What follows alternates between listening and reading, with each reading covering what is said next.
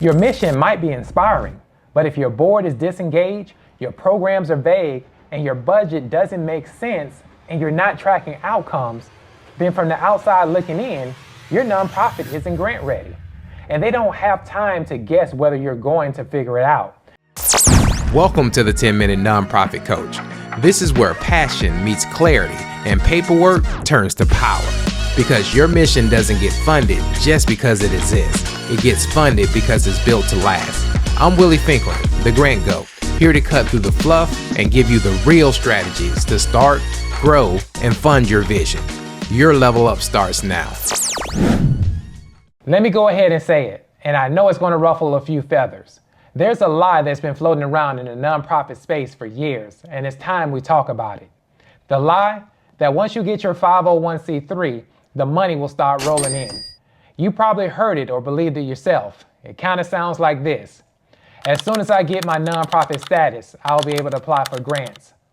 Funders will support me once I'm official, and all I need is that IRS letter. Sounds familiar? But here's the truth. The 501c3 status is just a license to operate. It does not guarantee funding. And if no one else has told you, let me be the one to say it today. Being official doesn't mean you're ready. Hi, I'm Willie Finklin, the Grant Goat, and the founder of PM3 University. And today, we're digging into why that IRS letter isn't enough and what you actually need to get funded. Because the reality is this. Too many people are out here thinking that they have a nonprofit when all they have is paperwork. And paperwork doesn't equal preparation. Now, don't get me wrong, the passion is real. The mission is meaningful. But passion without preparation leads to frustration. Let's break this down step by step. First, let's talk about the misconception that your 501c3 status is enough. Let's be clear. That 501c3 letter is just the legal permission to operate as a nonprofit. It tells the IRS that you're exempt from taxes, but it doesn't tell funders anything about your capacity, your programs, or your impact. Yet, too many founders and nonprofit leaders think that once that approval comes through, the money should start flowing. So they rush to apply for grants and wonder why they keep getting denied. Here's the disconnect. Funders don't give based on status. They give based on readiness. They want to know if you're trustworthy, structured, and scalable. The IRS letter might be the green light to start, but it's not the evidence you need to grow. It says you exist. It doesn't say you're effective. If you're depending on that IRS paperwork to open doors, you're going to stay stuck. The truth is, funders aren't looking for paperwork. They're looking for proof. They want to see that you've thought through how your programs are going to work, how they'll be staffed and managed, what outcomes they'll produce, and how you'll measure success. And if you can't show that, not just say it, but show it, then you're not fundable in their eyes. So if you've been frustrated thinking, but I have my 501c3, why isn't anything happening? I want you to hear this. Being official doesn't make you ready. That IRS letter is your foundation, not your finish line. You'll move from stuck to strategic when you stop pinning your hope on status alone and start building real structure. Second, let's look at what being fundable really means. Let's talk about what funders are actually evaluating, because a lot of folk think they're just being judged on their passion. And while passion matters, it's not what gets you funded. Funders aren't sitting around saying, wow, they really care. Let's give them $50,000. That's not how this works. They're looking deeper. They're asking questions like, does this nonprofit have a clear plan? Can they manage the money we give them? Do they have a team, or is it just a one-person show? Do they have goals, or are they just winging it? When they review your proposal, they're looking between the lines. They want to see that your programs are structured, if your outcomes are measurable, and if your budget is realistic. They're looking for indicators of sustainability, not just sincerity. It's not personal, it's stewardship. The truth is, funders a lot of times are managing other people's money. Their job is to reduce risk and increase impact.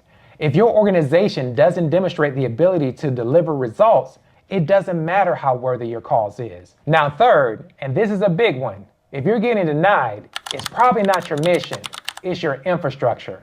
Now let's address one of the most frustrating things nonprofit leaders and founders experience: rejection. You pour your heart into an application, you believe in your mission, and you hit that submit button.